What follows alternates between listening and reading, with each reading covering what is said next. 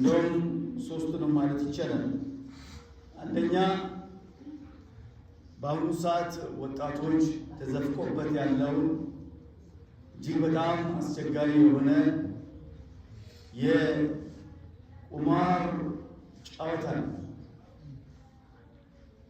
ወጣቶች በአሁኑ ሰዓት ይሄ ኦንላይን የሚባለው ምንድነው የሚባለው የሆነ የሚጫወቱት ቁማር አለ። هذا حكمه في الإسلام حرام شرعا. أنا تناتنا سسمع بتعمل يقرن أنا زيها كل جرس ريال تبكو الزي كتما الزي سفروس اسك 50 اسك 100 ሺህ ብር የተበላ አለ ቁማር የሚል ሰምቻለሁ። በጣም ያሳዝን።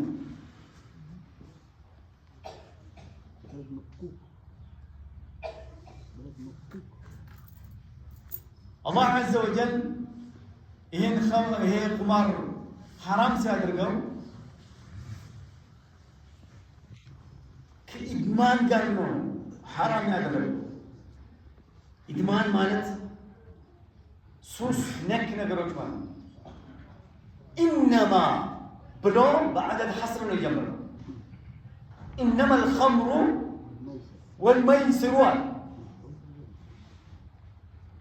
በጣም በሚገርም አገላለጽ ነው አላህ عز وجل ያስቀምጠው። ስለዚህ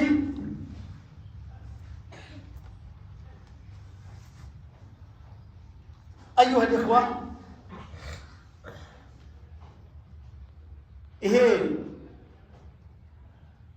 አዲስ የመጣው ቁማር የሚገርማችሁ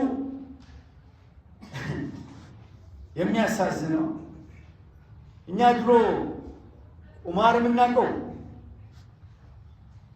ገንዘብ አስቀምጠን 10 ብር 100 ብር አስቀምጠን ነው የምትጫወትበት። አሁን አካውንትን ነው የምታስይዘው። ያንተን አካውንት ነው የምታስገባው።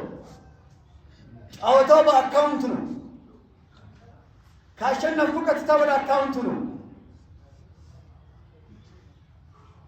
ያለ الحول ያለ خرابة العقيدة አቂዳ ያለው ሰው ምን ጊዜም እንደዚህ ነው የሚወድቀው።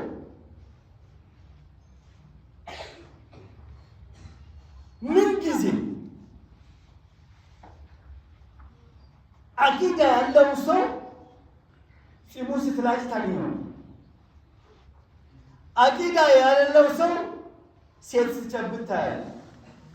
አቂዳ የሌለው ሰው ሱሪ ረጅም ሆኖ ታገኛለህ። አቂዳ የሌለው ሰው ሪባ ሲበላ ታያለህ። ጉቦ ሲበላ ሲሰጥ ታያለህ።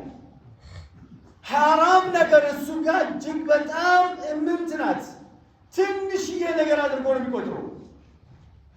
ዚና ውስጥ ሲዋደድ ታየዋለህ፣ ሲሰርቅ ታየዋለህ።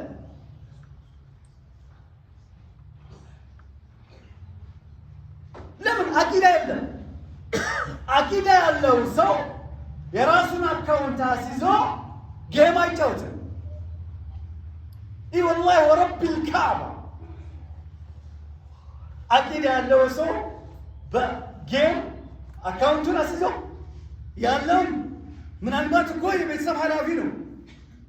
የቤተሰብ ኃላፊነት ያለበት ሰው ሊሆን ይችላል።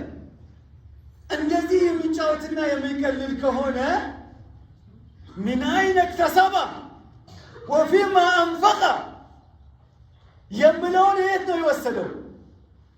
እንዴትስ ነው የሚያደርገው? የውም አልቂያማ ማ አነ አላህ